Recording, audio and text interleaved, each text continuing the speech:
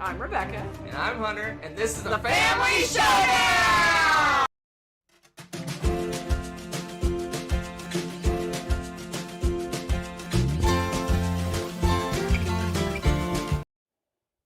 I'm hungry now. Hey, all, welcome. Isn't that what the filler? Is it like an appetizer or filler? Sure, that sounds good. And side dishes and... No, side dishes aren't fillers. Yeah, they are. That's part of the main You always course. joke if we go to those places, you're like, don't fill up on the salad bar. You know, that's the filler, right? I guess it is. That's how you look at it. Yeah. All right, here we go. Isn't it like Thanksgiving for Canadians? Yes. Somewhere around now? Yesterday. Happy belated Thanksgiving. Yes. Yay. And them. Oh yeah, Corlu's got to be in here. Do they eat turkey and stuff themselves and watch football games? Yeah, what do you guys do for Thanksgiving? I gotta know. All right, folks. Tonight, top 10 filler games. We kind of put some caveats to narrow it down because you can kind of one person's filler is another person's main course kind of thing, right? True. So the first and the main and really the only caveat we put is that it's 30 minutes or less. Yeah. But on top of that, we put a layer of it can't be hard to set up, it can't be hard to teach, it can't be hard to put away. Because if you're spending half an hour to set up and 20 minutes to teach, and then you play a 30-minute game, half your game night's gone. So those are kind of the caveats we put. I put some further caveats on myself. Ooh, what'd you do? That I'll discuss as we go on. No fun. But the big one I put was that I took out 2-player games. That's my own personal choice, because my thought process is, okay, I think I did too. We got a game night going on. We got some 4 or 5 people showed up. So hanging out with me does not count as game night. I see how it is. No. So 4 or 5 people showed up. We got a big main game or 2 that we're going to play, but we need to fill in some time before people show up, or we're taking a break. Like 4 people go off and play this game, and 4 people go off and play this game. And they finish, one team finishes up, and the other one's not quite finished yet, so we need something to fill in the gap. So it's not really, a 2-player just doesn't kind of fit. That's kind of its own kind of caveat. You're not really, if you're playing 2-player games, you're not really filling in space because you're playing with one other person, so you just play whatever you want to play. Right? I'd argue that you could make a game night out of filler games. You could, but then it wouldn't really be filler games, right? That would be that wouldn't be a game night. That would be a lame night. Oh, I believe these games beg to differ, good sir. They're quite delightful. You're not supposed to laugh at your own jokes, but I always do. You do, yep. Mm-hmm. All right, folks, let's get her started. Let me find the right buttons here. People are putting in, Nathan made the bold prediction that we're not going to have any problems tonight. Well, really? Nathan, we froze before we went live, so... now later on, that's Nick, not Nathan. Nick's already put, oh, man, and Mary. All right, here we go. Here we go. Let's get her started.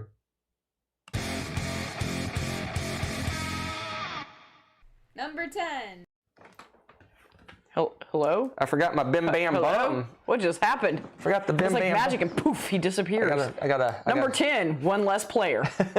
Is that a game? Forgot the big bim bam bum or whatever. Oh, you like to mix it up this year. You're just trying to see how good you are at pushing the correct buttons. How many? Every time it seems like a small one game. Mentally keep you on your toes. Cut it and let's see who wins. Sure, go crazy. All right, what we got? What do we have? Who is shorter? Me. That is you, barely. I'm only like an inch taller than you. Yeah, it's true. All right, so you get to pick. Who goes first? I'll go first. You'll go first? Yeah. All right, let's see how he does. Let's see how he does. Let's do it.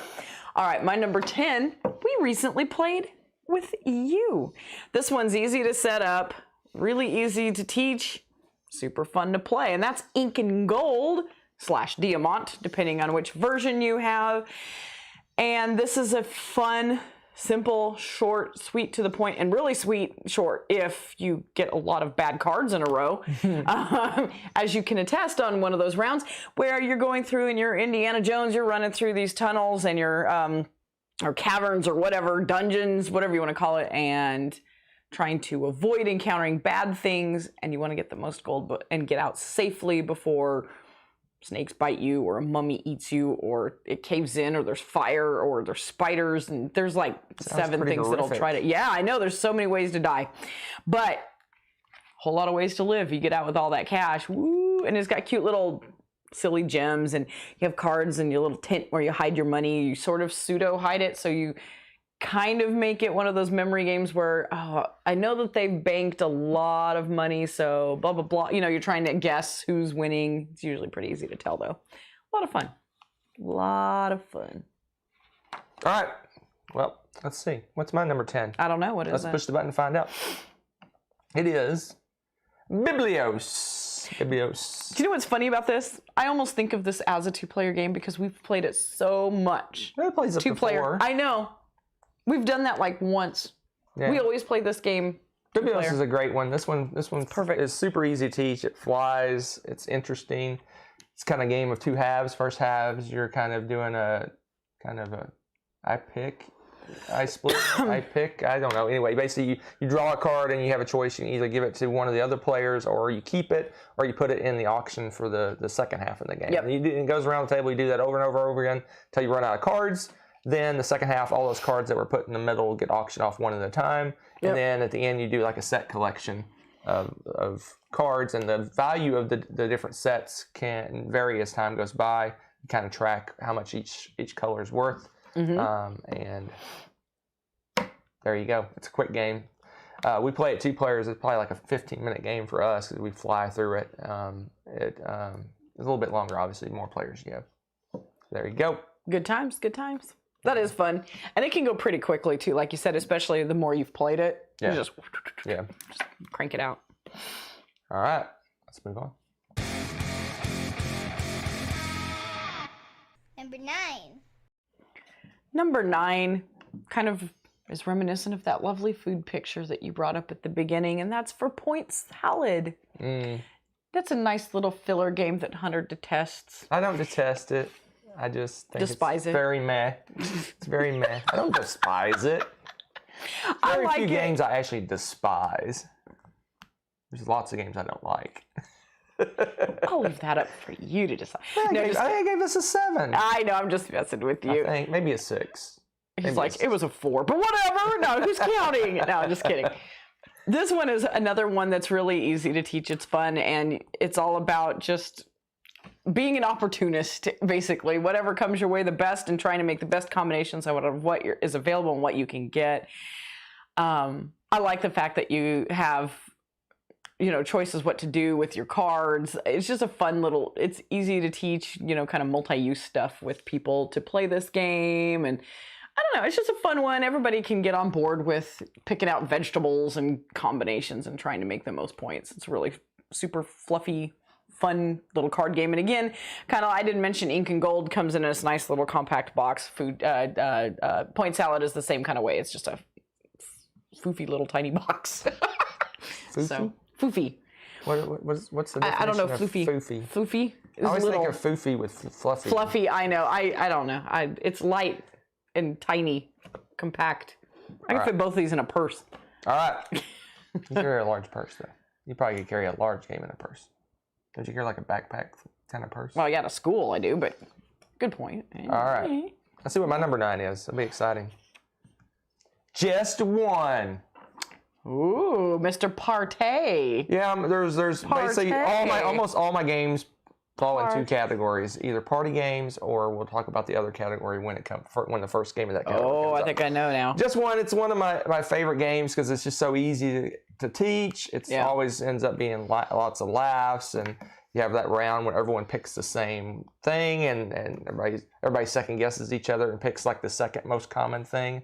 And everyone ends up copying each other, and they get eliminated. Well, maybe I should explain what the game is. Basically, the one person it's kind of a cooperative game. So one person is basically the person who's guessing, and then everyone else around the table sees the secret word. They on a little dry erase kind of thing write a clue to go along with that word.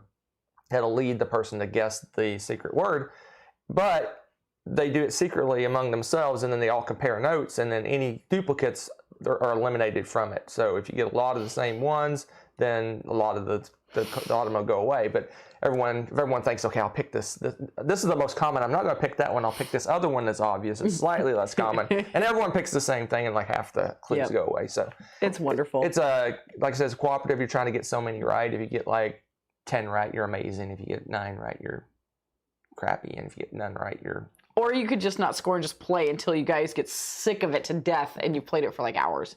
But it's always funny when you have like, 'Cause it's fun. 6, 7 players and you turn around one clue. One clue, yeah. That's the best thing. And usually you know it's going to be bad because there's no way everybody can stay completely silent during all of that. Everybody's like, oh, Right. It's wonderful. I love it. No, Nick, Biblios isn't a party game. I said most of my games fall into categories. Biblios is a kind of a, but almost all the rest, well, that's not true. A good chunk of the rest are in 2 categories. Okay, so there's 2 games that are in 2 categories. Is that what I'm hearing? We'll explain as we go. Interesting. Let's move on. Interesting. Let's move on. Number 8. All right, and my number 8 is Fuji Flush. Haven't gotten to play this one in a little while, and I'm looking forward to popping this one out again. Talk about small. I mean, the box for this is a little bit bigger than the cards. It's fantastic. So this game is really easy to teach because most people have played some kind of card game at some point, like spades or hearts or something like that. And this is a little twist on that sort of thing. So it's usually pretty easy to teach people how to play it. And by the time people start to figure out the strategy and stuff and get good, and it's quick game, so you can probably get a couple games in as people are getting better and better at it. I really like that. I like the fact that it's pretty easy to just throw down, and then it's a fun little, again, a lot of people can gather around card games. That's kind of what I grew up playing a lot of. So it's kind of fun to have a variation, a fun little light twist on something that, is really popular to a lot of people. Yeah, it's kind of ladder climbing-esque. You kind of got to do higher numbers and things like that. Kind of reminds me of like, vaguely of like Skip Bow or some of those other ones where you have to kind of solitaire up, go up the ladder or down the ladder and that kind of stuff with the numbers, or Uno, something. Yeah. Well, no, not Uno, but you know what I'm saying. Skip Bow was the right one. But yeah, I like that because it's just a fun little twist on that. So it's really easy to teach people how to play it. Interesting. Yeah. And again, it's nice and compact. Didn't make my list. This game is... I've played it more than you. Okay. Rude. It's better than that. It's okay. That's why it's on my list. But not as cool as my number 8, which is Archaeology, the New Expedition. Tis a good game. This is the Biblios, Biblios-esque game, set collection kind of game. See that. We played this one a lot, and we haven't played it in a while. This is a really good one. This is like a very welcoming game. It's just a straight set collection with a twist where you can like steal cards from players occasionally and blow up people's cards and all sorts of weird stuff. But it's mainly just you take some from the middle and make sets, and you have to kind of press your luck, because the longer you hold your sets, the more valuable they are. But you don't want to hold them too long, because then the sandstorm can destroy half your cards, and you don't want that to happen. Right. So it's kind of press your luck, which I enjoy in games, and a simple little set collection. And I always try to go after the really crazy rare items and stuff like that, and invariably lose the game. But that's okay. And the New Expedition, I haven't played the original Archaeology game, but I believe this one adds like a tricked up rule for the game. Like there's a tomb or ruins that you can explore. The maps. That gives you kind of a superpower or special stuff that you have to collect maps to do, which is I don't think was in the original one, but I've never played the original one. So this one's the coolest. This is a quick game, and this one flies. I mean, it's well under 30 minutes. I mean, unless people are sitting here like APN thinking about whether they want to do stuff or not, it goes pretty quickly. What are you looking at me for? Because I was waiting for you to say something snarky. Like chatting too much? Mm-hmm. Yeah, that will kill any filler game, that's for sure. Let's move on before I get in trouble. Talk and be social. Let's move on before I get in trouble.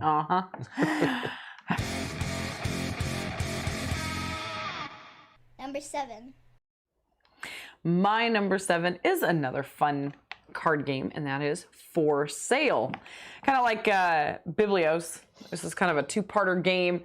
And this one's another one that's pretty easy to teach to people, because you just say, okay, in part 1, we're going to do this. And then in part 2, we're going to do this. So in the first one, you're trying to get all these different properties. And then you're trying to sell your properties. Sell the properties, but get the most. Buy low, sell high. Yeah, exactly. It's selling a house. Yeah. And it's just really fun because you know what the range is, and you know typically, or you'll try to hopefully remember who's got the really good cards and the really bad cards, and you're trying to hold out. And oh man, it's just really light, easy choices, a lot of fun, usually good for some laughs. This one's really popular with a lot of people. Super fun. Another one that's really easy to teach because you don't have to have played card games to play this particular card game. It's just guessing and bidding, basically. So pretty easy to get it to the table. I like it. It's a good one. Not as good as mine. Works good with any number. I'm going to say it on every single number. I can tell. All right. My number 7, let's find out what it is. It's already been mentioned. Ooh. What do you think it is?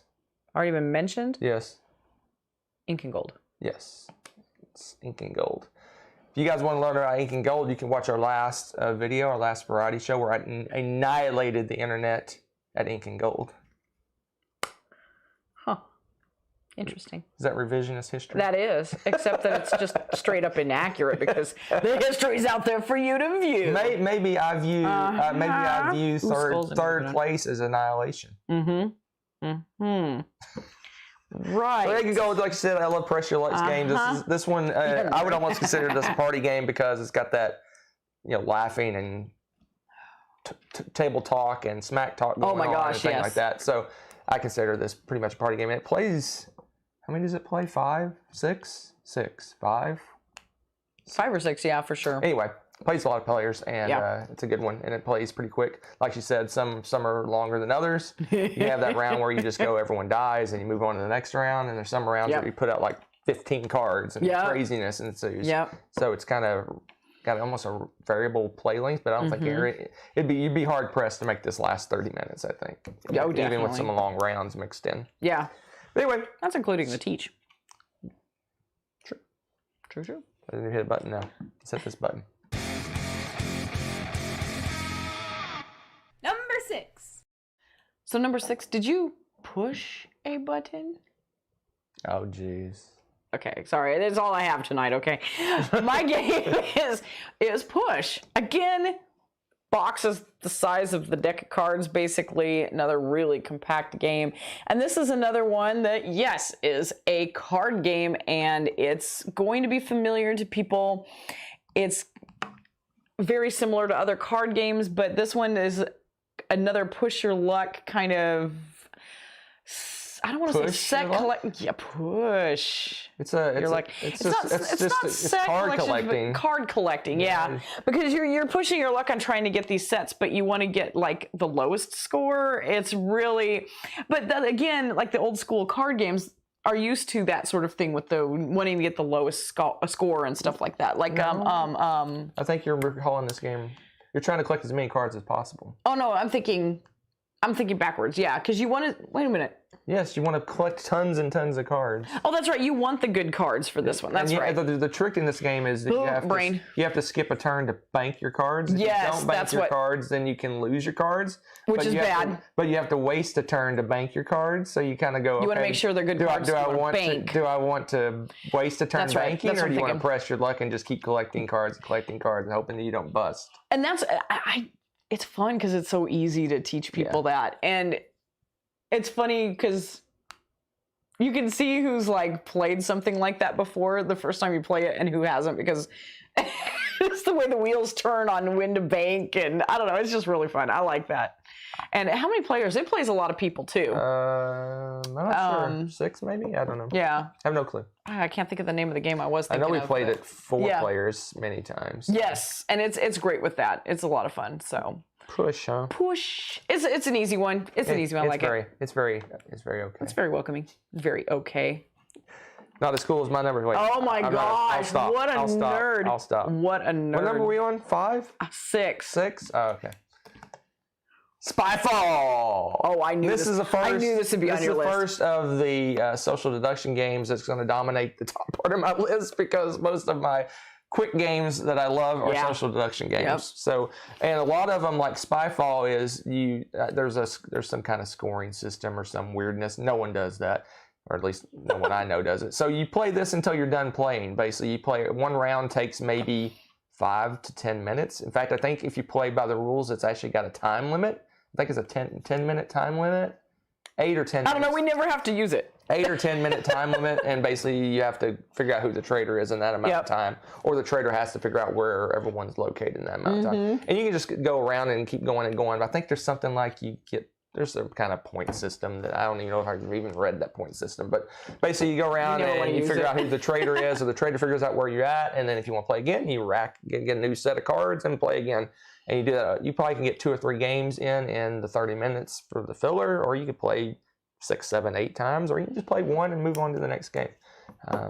This one's one of my favorite social deduction games, especially if you use the roles. Basically, there's 2 ways to play. You play without the roles. Everyone but the traitor knows where you're located. You ask each other questions to try to ferret out the traitor. Yep. Traitor, meanwhile, is listening intently to figure out where everyone's located. If he or she can guess where the location is before he gets caught, he wins. If they figure out who the traitor is and call him out before that, then everyone else wins.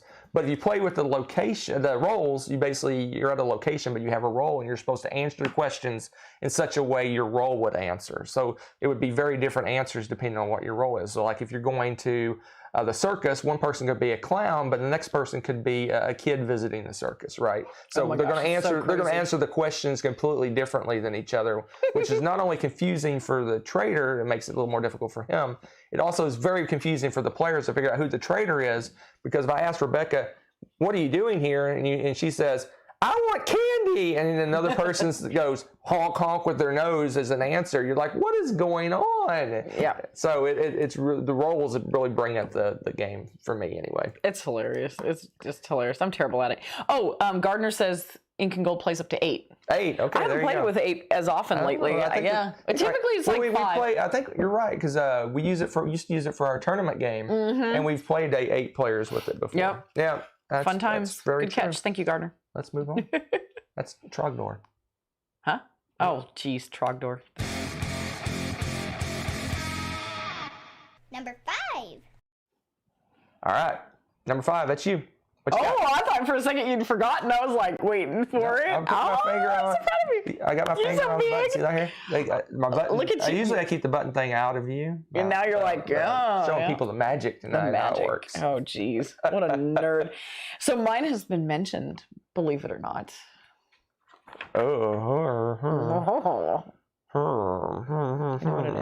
Archaeology. It is.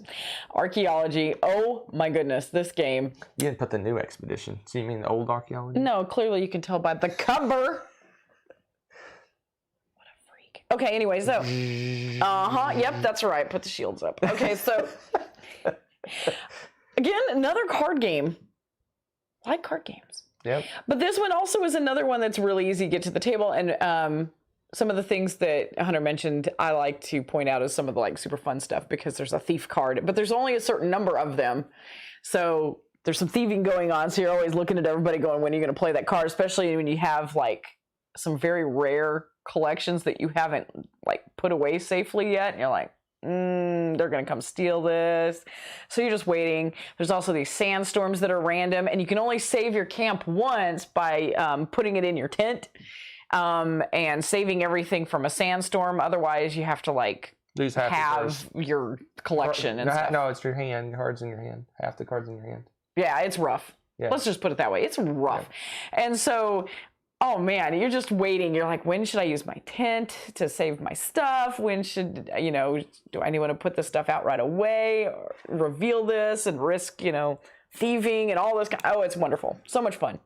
Good times had by all. Number 5 is a party game. I consider it a party game, and that's called Camel Up. Yeah, that could be a party game, or I consider it a party game because it's always been pretty much a party game at our house. It's always smack talking. That's true. And yelling and screaming and cheering and. That's true.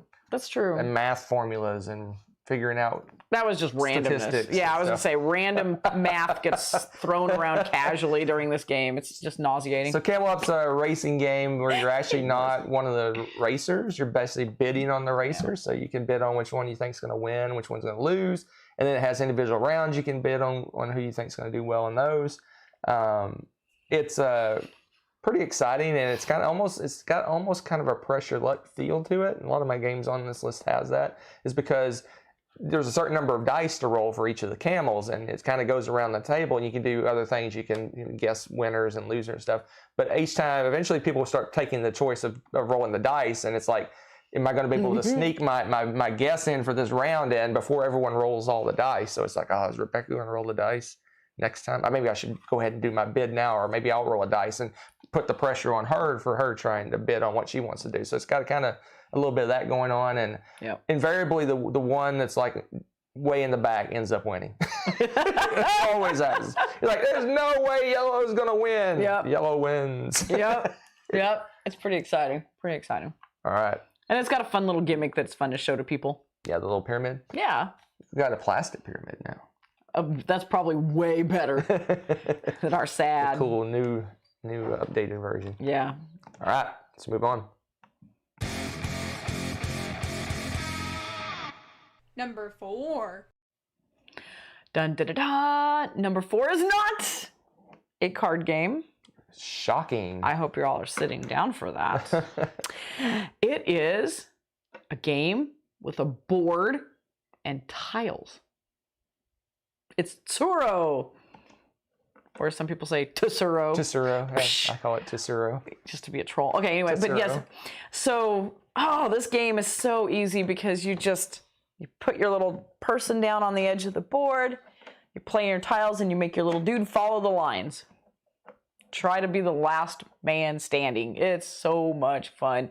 This is so fun to teach to people. And then invariably, people get hooked on this game. It's like, oh, you can go and get this pretty much anywhere? What? It's just, excuse me, it's one of those where I feel like this is a great welcoming game, kind of bring you out of that world where there's a huge variety of board games out there, guys. Right. Here's one really fun one that just, really easy to throw down. Pretty, if it's not out of print or something, it's not expensive. Super fun. There's now Tsuro on the Sea, and I think there's another one too, isn't there? I think there's a couple of them, but anyway, good game. Yeah, easy to teach. You mentioned that. Yeah, people are so used to board games where the board's already there, and this one you build the board, which is like a whole new world. It is to people. They go, what? We're putting tiles down and we're building a board. Yeah, this one's fun. I especially like it when you cause people to crash into each other and all sorts of fun stuff like that. Absolutely. A little bit of take that. That's okay. Yep. That's okay. All right, let's see what number 4 is. It is Telestrations. Ooh. This is another one like, excellent choice. What did I say earlier? Spyfall. It's like Spyfall. This is one you don't keep score. Oh, yeah. Score. You just play and have fun. You do 1 round of it. You do 10 rounds of it, however many you want. This one, our version plays up to 12 people. So it's it's a whole crowd of people can play this game. Oh, it's so wonderful. And super easy to teach. You basically draw a picture of whatever word you have, and then the next person writes what they see, and it just goes around and around until you get back to the original person. Then you show off your creation and laugh and mock each other and stuff like that. I can't. That is obviously cooking, not housewife. What was that? Was that what it was? Yes. Yeah, but Nessa ended up getting it. She was never going to guess housewife. Right. So she put cooking or something, and it went around and got kind of derailed. Yes. That was fun. That was a lot of fun. Yeah. Playing this multi-generational is amazing as well, because the slang of us older peeps versus the slang of the children is quite amusing. The big one wrote some kind of weird Bitcoin or something weirdness. And I'm like, I didn't even know what it was. I just drew a random picture. I just drew something because I didn't even know what she was. Oh my gosh. The last time I played this with my students just a couple weeks ago, and I forget, someone drew a picture and they had no idea, so they put, "I have the high ground now, Anakin," or something like that. Oh my Lord. And of course you can imagine how that derailed after that. It was like, what was this originally again? I mean, it's fantastic. You never know what you're going to get. That's the best when you look at the picture and you're like, I have no idea what this was. You just write something down. You just write something random. It's amazing. It's funny. Absolutely amazing. This is a fun game. There's not many party games that make my top 100. This one's one of them. So. Every time there's like a laugh laugh till you cry kind of moment. It seems like it's just What, the old man good. vending machine? Yes, that's the That's the infamous classic. the old man with the vending machine. Old man vending Wasn't Tommy machine. the one that had that? Yes. Yeah. Old man He vending put machine. something like Hunter, because some of them are wild, and you can put your own thing there. And Tommy had put something like Hunter on Family Showdown or something like that. And someone drew a person with a dice next to it, and they thought it was old man next to a vending machine. And so it's old man vending machine was the next. Yep, your old man vending machine Yeah. now. It's fantastic. So I guess that's it, right? Let's move on. Number 3's right. Ooh, top 3. Let's see what happens. Number 3. I notice a lot of these games I've picked are some that I like to introduce to, not just as a filler game for in between parties and stuff, but to introduce people to new little fluffy fun filler games. So they're perfect for in between games because they're so easy to teach, right? And everything else. And I use them a lot of times as a, hey, here's a brand new game we can play really quick while we're waiting on blah, blah, blah. This is another one of those, and that's Cat Lady. It's cards. And you lay out a little grid, so you kind of make your board again, and then you're picking rows or columns and you're collecting those, and then it's just set collection. You're collecting little cute kitty cats, and then you're collecting the food and stuff to basically feed and take care of your kitty cat, and then there's also the set collection of like their toys and stuff like that. And whoever gets the most points and has the most well-fed kitties and set collection and stuff like that wins. That's basically the game. I just taught you the game. It's that easy. Cute little silly art. Easy again, easy access. Another tiny little box. And boom, fun game. Yeah, you make a good point. I mean, filler games also fill the niche of, I really don't want to teach her a big game. Let's play something light and quick. Yeah. That's also an ender for the evening. A lot of times. Oh, fantastic when we one, do yeah. game days, we'll play a light little game to end the evening or whatever. It's a good point. Yeah. Can't argue with that. Right? I can argue with the Cat Lady, but I can't argue with your reasoning. I love it. Whatever. Such a cute game. Someone joked about Splendor. Is Splendor a 30-minute game? No, Splendor is not a 30-minute game. It is at least an hour and a half game. It is not. Oh my gosh. What are we on, 3s? What am I doing? What a troll. Speaking of social Him, deduction. not you. Speaking of social deduction, as he changed the subject, the Resistance. La Resistance. The Resistance. Oh, haven't played this in a while. We kind of got burned out because we played this a lot. But it's slowly creeping back in to play again. I'm itching to play this one again. I haven't played it in a while. Every time there's a stand-up moment, I can't believe you were the bad guy. I thought you were on my team. Every time. I get sucked. As much as I love these games, I get suckered in so easy in these games. I mean, I'm good at being the traitor, I think, but I get suckered in believing that someone's not the traitor when they obviously Why are you pointing to me? Well, not you. It's other people. You're not good at being traitors. You're very obvious when you're the traitor. I can't play these games with Hunter because You can play certain ones like Battlestar Galactica. You did great. No one knew you were the traitor in Battlestar Galactica. That's true. So, but it just depends. But this one's very confrontational, right? The ones that are like in your face, I'm a terrible liar. You're like, are you the traitor? And you're beet red. She turns beet red. I'm like, yeah, she's the traitor.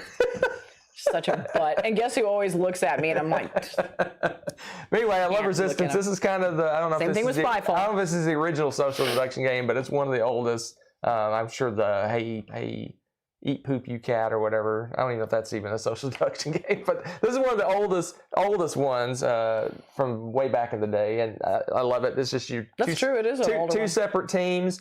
And some of the good guys, some of the bad guys, that's all relative, of course. And you're just sending people on missions, and you want to try to have people on your team go on your mission. You want to vote down missions you think that has members that aren't your team on them and things like that. I think it's first one to win 3 out of 5. I think it depends on the number of players maybe, but 3 out of 5 I think wins. Plays super fast. A round takes a couple of minutes, and you play 3 to 5 rounds for the whole game, so it flies. I like this one because this one's I've had so many moments where I'm like, what? Yeah, my friend Mary likes to use this with her smaller classes because a lot of the specialized reading classes and stuff are smaller Right. I almost said smaller player count. We have a If smaller only, but player count We have a class. smaller player count class, yes. So it's a great bonding thing. Just be like, hey, we're going to play this random quirky little game. And they always love it. I mean, Yeah. this is like her #1 hit game in her classes. Like, they always want to play Resistance. I love that. It's just a great way to introduce people to the game. And I think this is another one of those that's a great welcoming game for, like you said, the trader, the whole genre, because now you've got this little game and you're like, oh, you like this? Here's one that's a little more involved, and you can play more of those. It's super fun. But like a lot of the social deduction games, this isn't going to work for everybody, right? No. Especially this one, because this one is really... This one's a little more... It's confrontational and a lot of discussion going on, right? Yeah. It's not like you can't be a wallflower. There's a lot of... You can, but people are going to badger you by, why'd you vote that way? Why'd you do that? Why'd you depends pick on the those group. people Yeah, for because permission? it depends. If they're not used to playing games like that, there's not always as confrontational. Right. They'll just leap to conclusions. That's true, too. So it kind of depends. You look evil. I'm going to get you. Yeah, so, sometimes the wrong person just gets voted off because, but yeah, it's pretty All right, let's move on. Number 2s. Number 2. All right, my number 2 is a classic, one of the oldest ones, period. And that is Chess. Pit. Not quite that old. Oh, I forgot about Pit. I think I didn't put this one on because we've had times where this has lasted a long time. But that's pretty rare. Well, that's true. I'd say average games are less than 30 minutes. Oh my gosh, yeah, especially when usually everybody's screaming and they're like, again, let's go, Right. Because everybody wants to win. Usually what you do for this one is it's the first person to like $500 or something like that, 500 points or whatever it is. Yeah. And it depends on the set that you collect, what's worth, because there's one that's worth 100 and there's one that's worth like 50. So, it can be a varying. If the winners does a lot times. of low numbers wins rounds and the points are spread around them, everyone that's playing, it could take a while. It could. But if you have one person just run away with it, then it or just everybody's getting the high scoring ones. Right. It's going to be over pretty quickly, yeah. So, I mean, yes, I suppose this could maybe dance along that border, but even on the box it says 30 minutes. Yep. I would say the majority of your games are going to last less than 30 minutes. Yep. It's a good one. Yeah, and this is such an easy game. You stick a bell in the middle of the table, and you have a hand of 9 cards, and the object is to make all 9 of those cards be the same, whatever set you end up collecting. So if you start with 4 of a kind, you want to probably keep those and trade out the other ones. But there's just wheeling and dealing at 100 miles an hour, trading with people, diving across the table to trade, and this and that, and then diving across the table to be the first one to ring the bell, which shows that you got this. Is the only way you get the score. The only way you get points is if you win. So yeah, there is a, shall I say, wallflower / faint of heart version that's silent. I still think we'd end up murdering each other. Exist. Yeah, exactly. This one is more of a, as you said, niche kind of thing. Maybe not for everybody. Yeah, screaming, yelling at each other. Yeah, our cards bear witness to how the game. They're pretty beat up. And we usually play this game when we play. We get up from the table, we move all the chairs away, 'cause no one we stays pull the seated. table more towards the center of the room, and then we play. Then we play, and then invariably what happens if you're trading with a large group, and then the person at the far end of the table is the one that has the cards you need. You get up and walk over to them, and you say, "Trade with me. You have my cards." It's about right. It does get. This is a good one. It's pretty good fun. I didn't think of this one because in my mind, we've had some long games of this just because we tend to power game it because if someone's running away leader, like, I'm not trading with you. Okay, I'm not trading with you. You're winning. I'm not trading with you. Some brats on our teams, in our group. Yeah. All right. What's my number 2? Let's find out. What is it? Probably a party game or a social deduction game. Let's see. Wits and Wagers. I figured you'd put this on your list. Wits and Wagers. I love this game. Because it does, amazingly. I don't think of it because we usually, last few times we had played that, it was like the big dice tower event where it's like huge groups of people. And I'm like, it only plays in 30 minutes? It does? Oh, yeah, I guess it does. I mean, there's 7 questions, and all you do is you say the question, everybody writes their answer down, you put it in the middle, you put them in order, and you have like a minute to bet. Yep. And then you move on to the next question. It flies pretty quickly. If you play the party version, it's even faster because you don't have, not until the last round do you decide whether you want to add chips or not. Yeah. Otherwise, you only have 2 betting chips, so it's not like, how much do I bet? You're figuring out. But if you play by the rules, there's actually a timer that you flip over, and once that timer runs out, all bets are stopped. So if you really want to keep it under that 30-minute time frame, you could use the timer to kind of push that. We've never really had a problem with that. Occasionally, have people power game it and go, wait till the last second and then bet, so no one knows what they're doing. So, but yeah. Anyway, What's Your Wager is a fun one. It's just a trivia game mixed with gambling, which is right up my alley. I was gonna say that's perfect for you. Trivia and gambling. Yep, that's a perfect one. There you go. Good time. That's it. No, it's not. Except For numero uno. for our number ones, which I got to push a bunch of buttons to get there. Number 1. Number 1. All right, my number 1. This is probably one of my new go-tos for fun, welcoming silliness because you get to play with the cute little dinosaurs, and that's Draftosaurus. I was in the chat. Was it? Yeah. Oh, wonderful.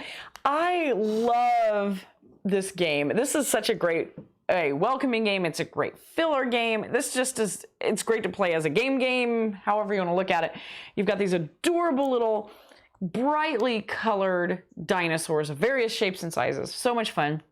And you're drafting them out of a bag, and then you hide them, and then you're picking one, and you're gonna pick, and then you roll the dice, and you find out where you can put it on your little board, and then you're trading hands with everybody, and then you're going through and trying to pick again, and you're trying to maximize your victory points. It's super easy to teach people how to play this. There's some things that you can do, like there's expansions now that'll tweak it and make it a little more complicated, I guess, if you want to add a little variety, and just, it's awesome. It's awesome. And it's another tiny little box. It's not a big game. None of my games are big. They're all nice, unassuming little games that you might skip over on a shelf, honestly. And that's where you're missing out, because these are just gold. I love these. Draftosaurus. Nice. Maybe my short list. My short list is very long. My short list was too. But I'm shocked that my number 1 didn't make your list. I figured it'd be the tippy top of your list. Oh, what'd you pick? But apparently, I snuck a peek and you marked it out, so you had a reason to eliminate it. Okay. My number 1, it's like, I think it was in my top 10 last year. It's like the one of these things is not like the other song for my top 10, and that is Deception, Murder in Hong Kong. So there's another one where you play one round of it. It goes super fast, but you end up playing 17 rounds of it. Mm-hmm. But one round of it probably takes 15, 20 minutes, depending on how much discussion is going on. Yes. And how much the person, the forensic scientist is pushing the game along, right? Yep. They kind of can judge how's the conversation going? Do I need to push the game along? Do we need to move along? Do I need to call for a vote? They're kind of like almost a game master in a way, in that way. But it's another social deduction game. One person's a murderer. Everyone's trying to figure out who the murderer is, except for the people that are on his team. You have accomplices that are trying to lead people away. Or usually, what I do as accomplice, I try to make myself look like the murderer, and that's my shtick. I kind of go, oh yeah, you're right. That one's. But don't look this way. Don't look here, and just completely ignore the murderer guy. But it plays a ton of players. There's a ton of different roles that you can play that tricks up the game. I'm thinking maybe me and you should push to do this at the retreat. That would be a blast. Try to get together a full game of however many it plays, 13 or 15 or however many players it plays. I say forever, but with a group of gamers forever. Yeah, so anyway, this is one of my favorite games of all time. It always works. Invariably, if you sit down with 7 people, everyone wants their shot pretty much at the forensic scientist. So maybe this isn't a filler because you end up playing it 10 times. That's one of the reasons, actually, I took it off my list, because this usually is my big showcase game when I am playing with people. Right. This is not a filler because it's like the big event. Because I usually play this with students and stuff. I can see that. Yeah, this is rarely a filler game for me. Yeah. You probably could fit a couple games within a half hour, but if you end up you're pushing it. Yeah, they tend to run. Well, of course, again, I'm teaching new people a lot of times, so it's usually about 20 minutes. Yeah. So you can get one good game in good chunk of another in 30 minutes, though. Yeah, this tells you how much I love this game because, like I said, I think it was either in my top 10 or close to my top 10, and my top 10 is full of heavy attacky games and big heavy Euros and things like that, and then Deception. Yeah. So, and I've never had this one flop. I've never had anyone go, "Oh, this is the worst game I've ever played," or "This is horrible." And it works for just jump in and jump out. I mean, I've set it up at conventions, and people Play one version, jump like, in and and play a then- couple rounds, and they wander off, and someone else wanders in, and it's not like if you play 5 games of it, you could have 5 different groups of people play one after the other. That's true. Love this game. It's a good one. Yeah. Should try it. Even this one even works for the people that don't like a lot of confrontation because Typically, yes. you really don't have to talk that much if you don't want to. I'll No, you just have to be quiet and not look completely guilty. yes. So if you're super shy, that may be a little tough, but yeah. But if you have a rowdy group, it can be confrontational. Well, and if you have a good explain yourself. accomplice, What is this? Yeah, if you have a good accomplice, they'll back you up and save you. But yeah, and I noticed that if you're looking for filler games, besides these, there's a ton in the chat tonight. You guys have listed some really fun games. I wrote a couple down that were on my like pre list, and I knocked out a bunch because, like, for example, Deception. A, it was in a bigger box, and B, I usually use it as a main game for my game groups and stuff. So I don't usually have it. So I eliminated that because, like you said, it was a huge list. It's like, how do we make this smaller? What do you do? So many great games that are filler games or fit that category. What all did you have? I'm curious that you didn't. Well, the 2 players I axed were Seven Wonders Duel, Patchwork, and Jaipur. I axed those because there were 2 players. Yep. Then I have the Crew, which it just fell off because I'm not as excited about the Crew as most people are. King of Tokyo. That one seems like it's more of a. Doesn't feel like a filler to me. It feels like a front and center game again, like right? That's our go-to. Let's play with the family kind of thing, right? Like, yeah. I can't even read what that even says. Oh my goodness. Pitch car. Too much setup time. The game itself takes less than 30 minutes, but the setup is not 30 massive. minutes. Insider just dropped off because there's other self-seduction games I like better. Welcome to, because that one is a lower player count. I mean, some of these are 4 players that I picked. It just didn't feel like it could involve as many people. Okay. Mafia de Cuba, I love that game, but invariably there's so much discussion going on, and that could make it go over. It tends to take more than 30 minutes for me to play this just because I encourage a lot of discussion. I usually play the Godfather person or the whoever the leader, the person running the game, and I go around the table and I just ask questions and get people arguing with each other, and I really make a bigger game, bigger production out of it, and it usually takes a lot longer. Not a lot longer, but it really pushes that 30-minute time limit. Then Timeline Challenge is another one. It doesn't feel like a filler. It feels like a full-blown game, even though it plays less than 30 minutes. Timeline, the actual small games would work, but I don't like those as much. And then Way Kick, which again, that one just, I don't know. It's hard to put like Way Kick and Class and games like that on these lists just because they're kind of their own animal. They're almost like I wouldn't call it a sport, but they're like devices. I mean, it's really weird. It doesn't feel like a board. Way Kick doesn't feel like a sport game. It's not something you're just going to pop in your bag and be like, I'm going to take this over to play in between. Yeah, it's going to be. And then Draphosaurus, which you put on your list, that just didn't make it because I don't like it as much as some of these other games. Yeah. I had just one, and King of Tokyo, Jaipur. One that you didn't mention, and probably because we haven't played it a lot yet, Project L. Is it less than 30 minutes? Yeah, that's what it says. And you know what? When we played, it was pretty quick. I guess so, yeah. But maybe with a full player count, maybe it would go over. I don't know. I was thinking about that.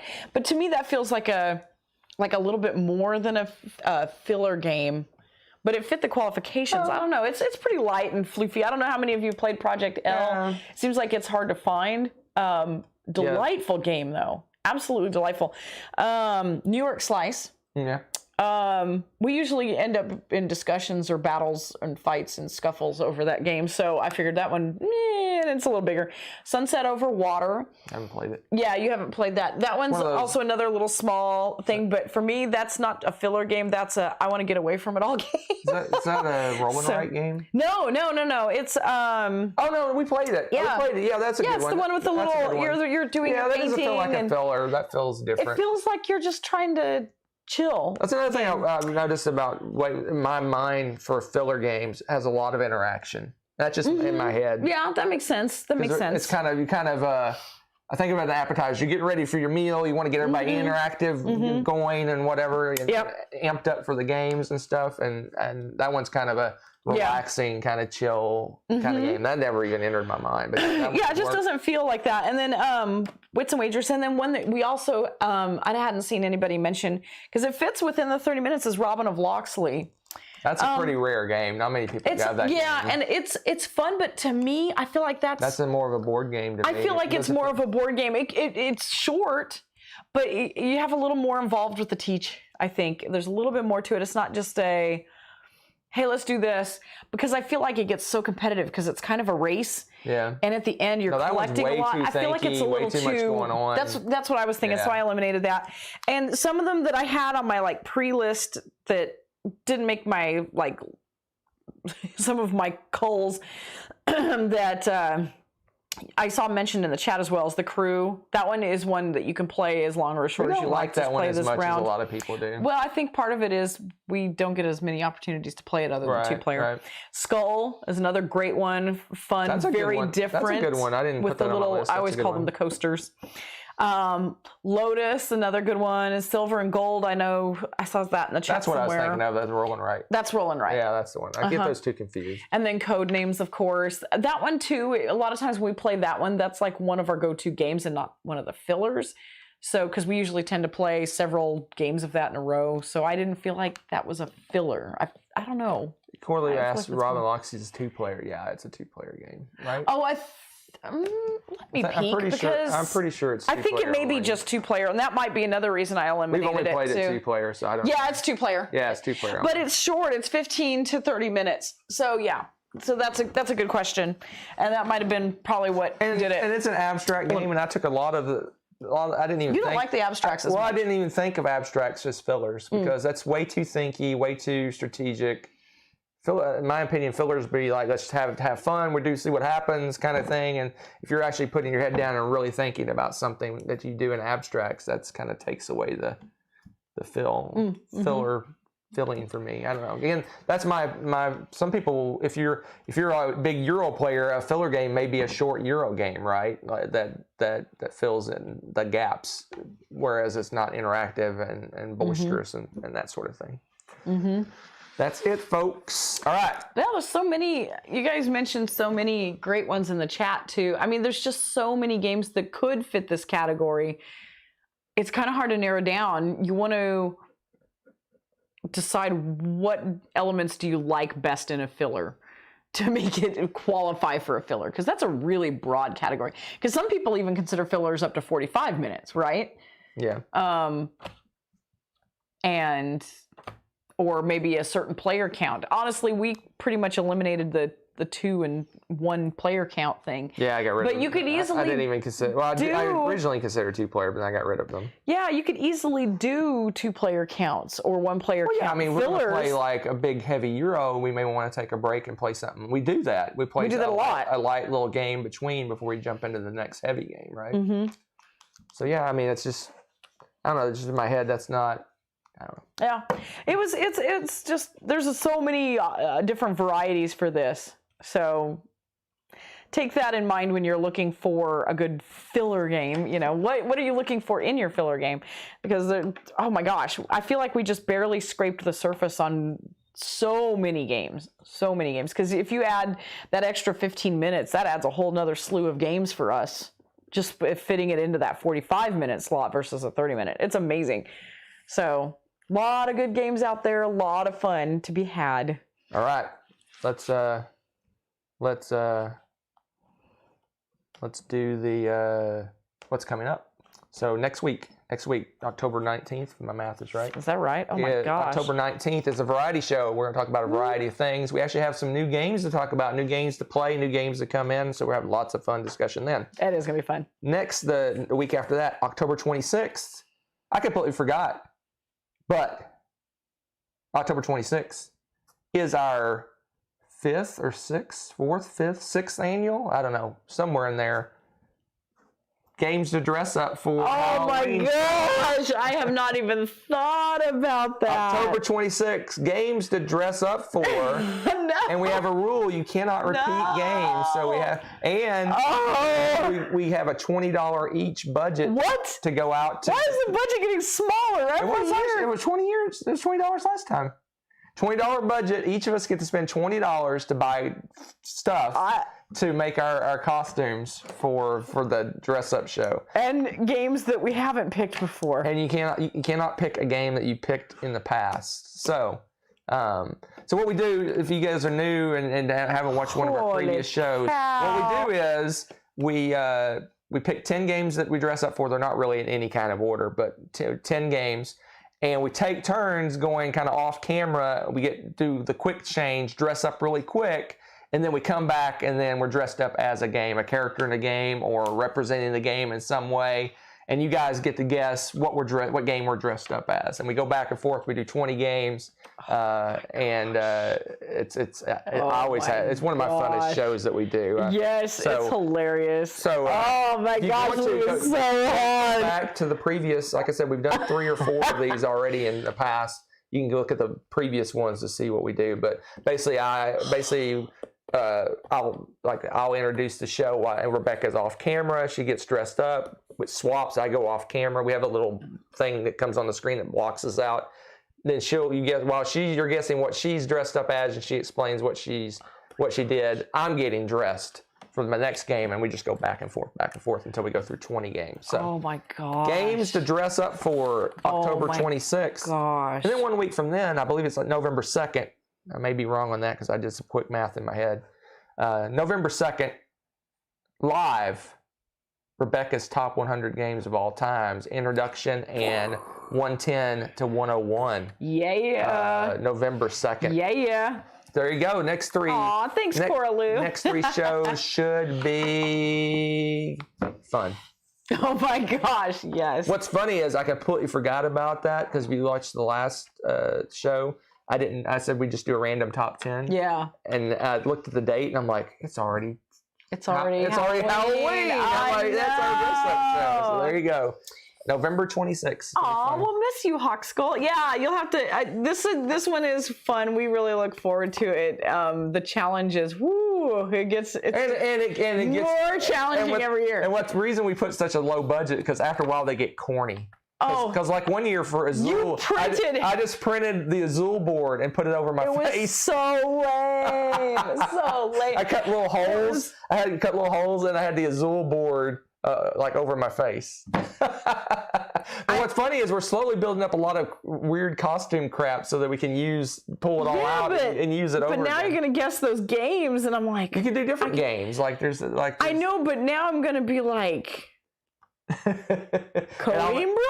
I don't know. I'm trying to figure out. Oh man. Whoo, you guys, this is getting hard. Oh man. So, there you go. That's it, folks. So next time variety show, we've played at least 3 or 4 brand new games to us. So we have some. Yes, we had a really fun game weekend. There's a couple over there looking that I might want to play before then. Dinosaur World. Dinosaur World. Yeah, that was real subtle. All right, folks. That is it for tonight. If I push the end button and we don't freeze, is it Nathan that said that we would not freeze tonight? I think it was. Nathan gets the gold star. You'll get the gold star, Nathan. Let's see if you get it. Nathan's winning. You're so winning, Nathan. Thanks for watching. If you enjoyed this video, give it a like. Click subscribe to join our wonderful viewer community. Want to be notified when we upload a new video or go live? Click on the little bell below.